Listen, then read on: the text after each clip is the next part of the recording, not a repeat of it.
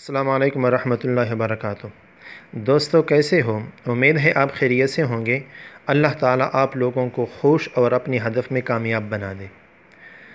کچھ انٹرویو کے سوالات ملے تھے فیمیل لیکچر اسلامیات کے پی پبلک سروس کمیشن کے، تو میں نے سوچا کہ آپ کے ساتھ یہ بھی شیئر کروں۔ لیکن انٹرویو کے سوالات شروع کرنے سے پہلے ایک ویڈیو میں نے عورت کی امامت کا مسئلہ بیان کیا تھا۔ وہاں میں نے بڑی تفصیل کے ساتھ بیان کی تھی کہ عورت کی امامت کر سکتی ہے نہیں کر سکتی، عورت کی امامت مکروہ تحریمی ہے، شامی کا حوالہ بھی دیا تھا۔ لیکن اس سے پہلے ایک بات میں نے یہ نہیں کی تھی کہ کیا عورت کے پیچھے اگر مرد کھڑے ہو جائیں تو وہ بھی امامت کروا سکتی یا نہیں مردوں کی؟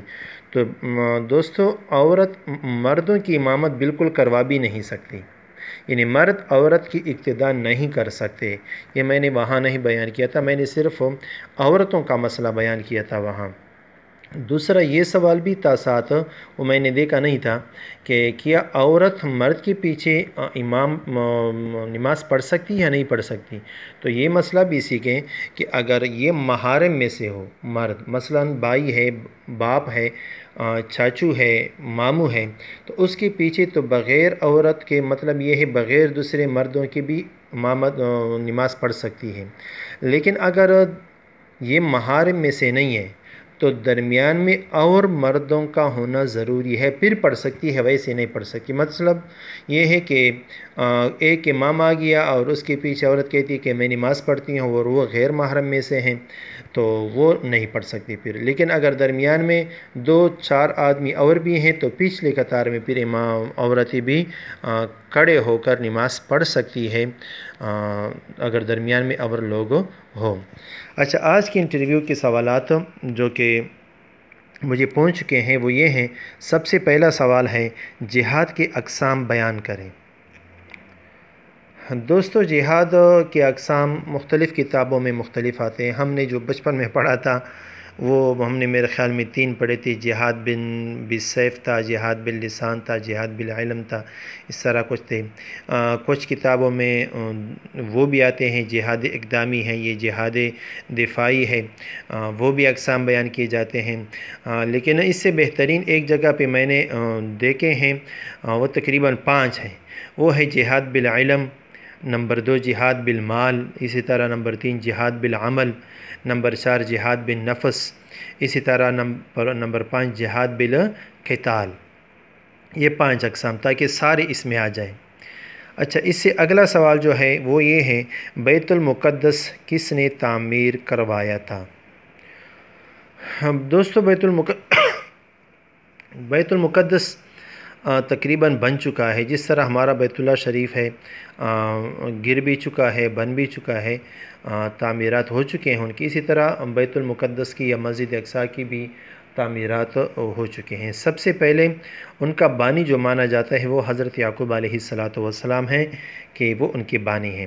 پھر ان کی تجدید حضرت سلیمان علیہ السلام نے کی تھی۔ مطلب یہ ہے کہ سلیمان علیہ السلام نے وہ جنوں کے ذریعے اور تمام جو وہ ہیں انسان ہیں یا جنات ہیں، سب سے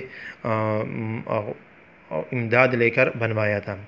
اس کے بعد پھر عبد الملک ابن مروان نے، جب بنو امیہ کا دور شروع ہوا تو خلیفہ عبد الملک ابن مروان نے اس کی مرمت شروع کی، اور اس کے میرے خیال میں بیٹے لگتے تھے، ولید بن عبد الملک، اس کا بھائی بھی تھا سلیمان بن عبد الملک، لیکن ولید بن عبد الملک نے پھر اس کی مرمتی کو مکمل بھی کیا اور اسی مسجد اقصیٰ کو مزین بھی کیا۔ مطلب یہ ہے کہ تزئین اور آرائش وہ خلیفہ ولید بن عبد الملک نے بھی پھر کی تھی۔ اچھا، اس سے اگلا سوال جو ہے وہ یہ ہے، تحویل قبلہ کا حکم کب آیا؟ تحویل قبلہ کا حکم جو آیا تھا وہ 2 ہجری میں رجب یا شعبان کا مہینہ تھا، تو اسی مہینے میں آیا تھا، تقریباً 16 یا 17 مہینے کے بعد، جب حضور صلی اللہ علیہ وسلم نے صحابہ کرام کے ساتھ جب مدینہ ہجرت کیا تھا، تو مدینہ ہجرت کرنے کے بعد 16 یا 17 مہینے بعد حکم آیا تحویل قبلہ کا، اور مسلمان پھر مکہ کی طرف، بیت اللہ شریف کی طرف نماز پڑھنے شروع ہو گئے۔ اس سے اگلا سوال، مکہ اور مدینہ میں شروع میں نماز کس طرف ادا کرتے تھے؟ یہ سوال تھوڑا سا مشکل بھی ہے اور اختلافی بھی ہے۔ وہ یہ کہ مکہ میں صحابہ کرام کے دور سے بھی اختلاف رہا ہے وہ یہ ہے کہ مکہ میں چونکہ ایک یہ تھا کہ بعض صحابہ کرام فرماتے ہیں کہ نہیں، جب حضور صلی اللہ علیہ وسلم مکہ میں تھے تو اس وقت بھی ہمارے حضور صلی اللہ علیہ وسلم کو حکم تھا کہ آپ بیت المقدس کی طرف یا بیت المقدس کی طرف نماز پڑھیں۔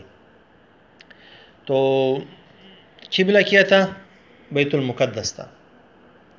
لیکن ہمارے حضور صلی اللہ علیہ وسلم نے کس طرح نماز پڑھتے تھے؟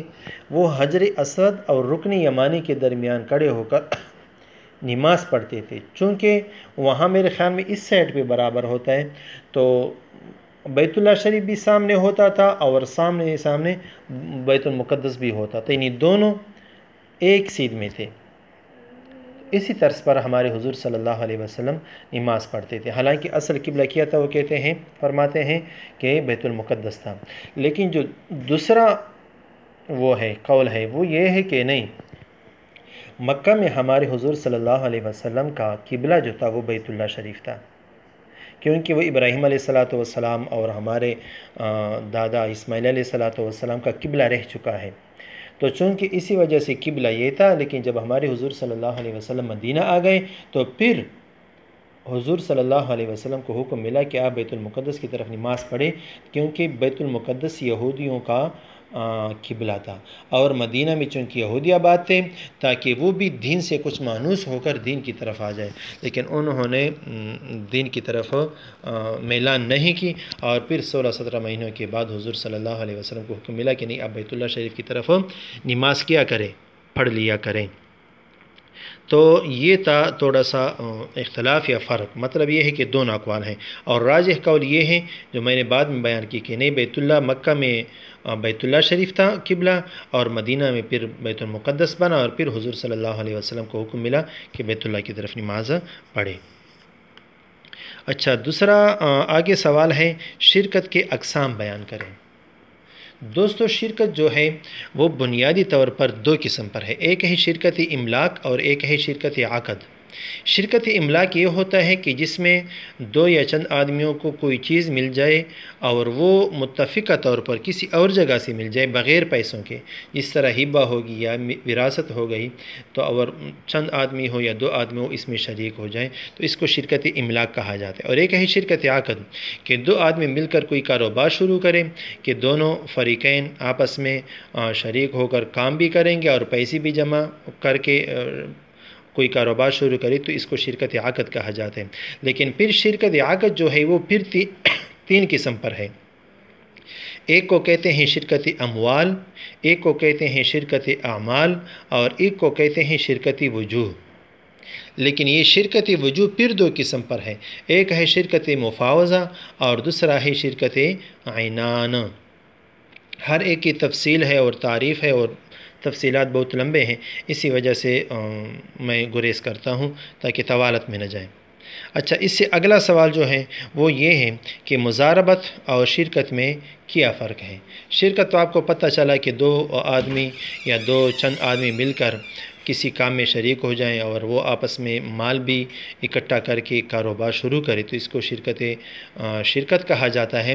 لیکن مضاربت جو ہے وہ بھی ایک قسم کی تجارتی شراکت ہے، لیکن یہاں کیا ہوتا ہے، اس میں ایک کی طرف سے مال اور سرمایہ اور دوسرے کی طرف سے محنت ہوتی ہے۔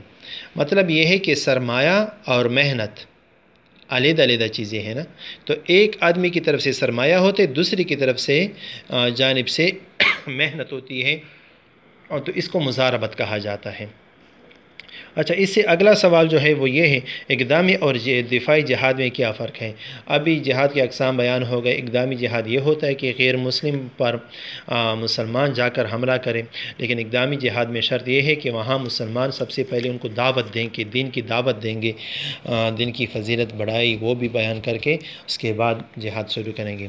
اور دفاعی جہاد وہ ہوتا ہے کہ غیر مسلم آ کر مسلمانوں پر حملہ کریں اور وہ اپنی جان بچانے کے لیے، اپنی دین بچانے کے لیے، اپنی ملک اور جو وطن ہوتا ہے ان کو بچانے کے لیے عمل کرے، تو اس کو دفاعی جہاد کہا جاتا ہے۔ آج کل تقریباً جتنا بھی ہے وہ دفاعی جہاد ہے۔ اس سے اگلا سوال کیا ہے وہ یہ ہے تثنیہ کے اعراب کیا ہے، تسنیہ سب سے پہلے تسنیہ کی چیزیں ایک ہوتے واحد، ایک ہے تسنیہ، ایک ہے جمع. جس طرح اردو میں ہوتے واحد اور جمع، ایک اور زیادہ، اسی طرح عربی میں نہیں ہوتا. عربی میں ایک ہوتے واحد ایک ہوتے تسنیہ دو، ایک ہوتا ہے جمع زیادہ. تو تسنیہ کا اعراب کیا ہے دوستو. تسنیہ کے اعراب جو ہیں وہ حالت رفع میں، اعراب 3 قسم پر ہے نا، رفع نصب جر. حالت رفع میں الف ہوتا ہے جیسے مسلمان، اور درمیان میں مسلمان نون سے ما قبل الف آتا ہے. اور حالت نصبی اور جری دونوں میں یا ما قبل مفتوح ہوتا ہے جیسے مسلمین. اس کی میں مثال بھی بیان کرتا ہوں. جاء مسلمان، آ گئے 2 آدمی میرے پاس. یہاں فاعل واقع ہے، فاعل چونکہ مرفوع ہوتا ہے اس لیے 2 مسلمان آ گیا. اس طرح رأیت مسلمین، میں نے 2 مسلمانوں کو دیکھا، آدمیوں کو دیکھا.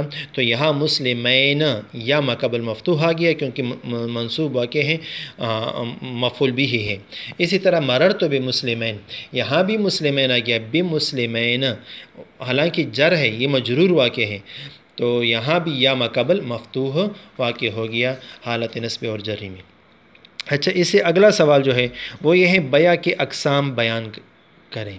دوستو علامہ عینی نے بہت زیادہ اقسام لکھے ہیں. یہ تو ایسا سوال ہے تقریباً 12 اقسام ہیں، تو میں کون سے بیان کروں. لیکن پھر بھی اتنا وہ جو نام ہے وہ بیان کر رہا ہوں. سب سے پہلی بات، ایک ہے بیع کے اقسام مبیع کے لحاظ سے. اگر مبیع کے لحاظ سے ہم بیع کے اقسام بیان کریں تو 4 اقسام بنتے ہیں. کون سے؟ ایک ہے مقایضہ، ایک ہے بیع مطلق، ایک ہے بیع صرف، ایک ہے بیع سلم. بیع مقایضہ کسے کہتے ہیں؟ مقایضہ کہتے ہیں کہ ایک کی طرف سے جنس ہو، مطلب یہ مال نہ ہو، دوسری کی طرف سے بھی جنس ہو، عوضین میں دونوں ایسی چیز ہو کہ وہ نقدی پیسے نہ ہو. جیسے ایک کی طرف سے چاول دیے جائیں، دوسری کی طرف سے چادر دی جائے، اس کو بیع مقایضہ کہا جاتا ہے. اسی طرح بیع صرف کسے کہتے ہیں؟ دونوں طرف سے نقدی ہو، جیسے سونا چاندی کے بدلے میں، سونے کے بدلے میں ہمارے رقم کرنسی جو ہو گئے، تو یہ بیع صرف. بیع سلم کسے کہتے ہیں؟ بائع قیمت پہلے لے لے اور مبیع بعد میں دے دے، اس کو بیع سلم کہا جاتا ہے. اس طرح بیع مطلق کسے کہتے ہیں؟ بیع مطلق کہتے ہیں کہ آج کل جو ہمارے دور میں رائج ہیں، ایک کی طرف سے مال ہو اور دوسری بائع کی طرف سے مبیع ہو. اسی طرح ثمن کے اعتبار سے بیع کے بھی 4 اقسام ہیں.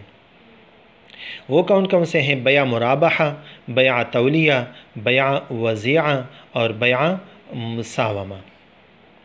بیع مرابحہ کسے کہتے ہیں؟ مرابحہ اس بیع کو کہا جاتا ہے کہ بائع مشتری سے کہہ دے کہ میں نے یہ چیز 10 روپے پر لی ہے، میں آپ کو 12 روپے پر بیچ رہا ہوں، 2 روپے میں منافع آپ سے کما رہا ہوں، اس کو مرابحہ کہا جاتا ہے. بیع تولیہ کسے کہتے ہیں؟ کہ بائع مشتری سے کہہ دے کہ میں نے 10 روپے پر لیا ہے اور آپ کو میں 10 روپے پر بیچ رہا ہوں، میں کوئی منافع آپ سے نہیں کر رہا ہوں، اس کو بیع تولیہ کہا جاتا ہے. اور بیع مساومہ کسے کہتے ہیں؟ اسے کہتے ہیں کہ بائع مشتری سے کہہ دے کہ میں نے یہ چیز 10 روپے پر لی ہے، میں آپ کو 8 روپے پر بیچ رہا ہوں، مطلب یہ نقصان کر رہا ہوں. تو جس میں نقصان ہو اس کو بیع مساومہ کہا جاتا ہے. اور ایک ہے اس کو بیع وضیعہ کہا جاتا ہے کہ کم پر دے دے. بیع وضیعہ کم پر دے دے، 10 روپے پر لیا ہے 8 روپے پر بیچ ڈالے. اور ایک ہے بیع مساومہ، یہ عام مشتری اور بائع جتنے پر راضی ہو جائیں اور کر لیں، اس کو بیع مساومہ کہا جاتا ہے. مطلب یہ ہے کہ اس کی خرید نہ بتائیں. اچھا، اس سے آگے عقد بیع کے وہ اقسام جو عقد بیع کے لحاظ سے ہیں. ایک ہے ثمن کے اعتبار سے، وہ بھی بیان ہوئے. ایک ہے مبیع کے اعتبار سے، وہ بھی بیان ہوئے. ایک ہے عقد بیع کے اعتبار سے، وہ بھی 4 اقسام ہیں. ایک ہوتا ہے نافذ بیع، ایک ہوتا ہے بیع موقوف، تیسرا ہے بیع فاسد اور چوتھا ہے بیع باطل، فاسد اور باطل. تو یہ 4 اقسام عقد بیع کے لحاظ سے ہیں. ان کی تعریفات بس چھوڑ دیتے ہیں کیونکہ ویڈیو لمبی ہو جاتی ہے. اس سے اگلا سوال جو ہے وہ یہ ہے واحد اور احد میں فرق بیان کریں. یہ پہلے ویڈیو میں نے بہت تفصیل سے بیان کیا ہے. 5 فرق تقریباً میں نے بتائے ہیں. واحد کا معنی اکیلا، احد کا معنی یکتا یا گانا. بہرحال وہاں دیکھ سکتے ہیں آپ. اس سے اگلا سوال عورت کا پردہ کہاں تک ہے؟ دوستو یہ سوال بھی مجمل ہے تھوڑا سا، کہ عورت گھر میں کہاں تک ہے، محرم کے ساتھ کہاں تک ہے، غیر محرم کے ساتھ کہاں تک ہے پردہ، یہ مختلف ہے۔ عورت، میں تھوڑی سی تفصیل کر رہا ہوں۔ عورت اگر غیر محرم کے سامنے ہو تو عورت کا پورا جسم ہی پردہ ہے، یاد رکھنا۔ جس طرح اللہ تعالیٰ فرماتے ہیں اعوذ باللہ من الشیطان الرجیم وَقَرْنَ فِي بُيُوتِكُنَّ، اپنی گھروں میں ٹھہری رہی، وَلَا تَبَرَّجْنَ تَبَرُّجَ الْجَاهِلِيَّةِ الْأُولَىٰ، باہر نہ نکلے بناؤ سنگار کر کے، جاہلیت کے دور کی طرح رسومات کر کے۔ ہاں، اس کے نیچے حضرت مولانا ادریس کندلوی رحمۃ اللہ علیہ اپنی تفسیر میں معارف القرآن میں بھی لکھتے ہیں کہ عورت کا پورا پردہ ہے۔ وجہ یہ ہے کہ اگر عورت چہرہ ظاہر کر دے تو ظاہری بات ہے حسن سارے چہرے میں ہے۔ اگر عورت نے، ہمارے مفتی قاضی عبدالرشید صاحب تھے تو وہ ہمیں بتاتے تھے کہ اگر عورت اپنی آنکھیں ظاہر کرے اور لوگ کوئی کہہ دے کہ یہ پردہ نہیں ہے آنکھیں، تو آپ کو بھی پتہ چلے گا کہ عورتوں کی زینت صرف آنکھوں میں ہے۔ اگر عورت کی آنکھیں آپ کو نظر آ جائیں تو ظاہری بات ہے نا کہ عورت، مطلب یہ ہے کہ آپ پوری جسم بھی ان کی نقشہ بھی اپنے ذہن میں ڈال سکتے ہیں صرف ان کی آنکھوں کی وجہ سے۔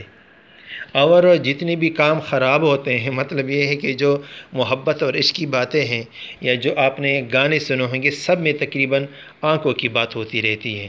تو آپ کو پتہ چلتا ہے کہ زینت سارا آنکھوں میں ہے۔ ہاں، دوسرا مسئلہ، اگر عورت اپنے محرم کے سامنے ہو تو کتنا بدن ظاہر کر سکتی ہے؟ یاد رکھنا، چہرہ اور ہاتھ پاؤں چونکہ کام کاج میں ہوتی ہے تو یہ ظاہر کر سکتی ہے۔ اگر آستین یہاں تک چڑھا سکتی ہے، کبھی کبھار دوپٹہ اتارنے کی ضرورت پڑ جائے، محنت زیادہ ہوتی ہے تو وہ بھی کر سکتی ہے، عورت اتار سکتی ہے۔ اچھا یہ بس مسئلہ تھا پردے کا۔ اچھا، اس سے آگے ایمان، اسلام اور دین میں کیا فرق ہے؟ یہ پہلے ویڈیو میں نے تھوڑی سی بیان کی ہے تفصیل۔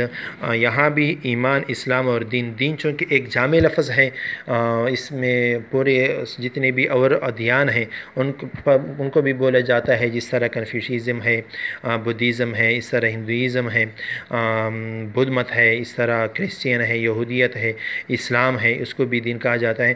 لیکن اسلام جو ہے یہ ہمارے دین کا نام ہے، جس طرح اللہ تعالیٰ فرماتے ہیں وَمَن يَبْتَغِ غَيْرَ الْإِسْلَامَ دِينًا فَلَن يُقْبَلَ مِنْهُ، اسلامی دین فَلَن يُقْبَلَ مِنْهُ، کہ اگر اسلام کے سوا کوئی اور تلاش کرتے ہو تم تو اللہ تعالیٰ آپ سے قبول نہیں کرے گا۔ تو یہاں کیا ہے؟ دین ہمارا اسلام ہے، تو اسلام کی وجہ سے ہم مسلمان بھی بن جاتے۔ ایمان یہ ایک وصف ہے، دل میں سچا ماننا، تصدیق کرنا، اللہ کو ایک ماننا، ہمارے حضور صلی اللہ علیہ وسلم کی رسالت پر، ان کی ختم نبوت پر، اس طرح جتنی کتابیں ہیں، اتنے رسول ہیں، آخرت ہے، ان پر ایمان لانا، یہ ہمارا ایمان ہے۔ اس کو کہتے ہیں ایمان، تصدیق بالقلب، سچا ماننا۔ دوستو ویڈیو اچھی لگی ہو تو شیئر بھی کریں اور چینل کو سبسکرائب بھی کریں۔ شکریہ، جزاکم اللہ۔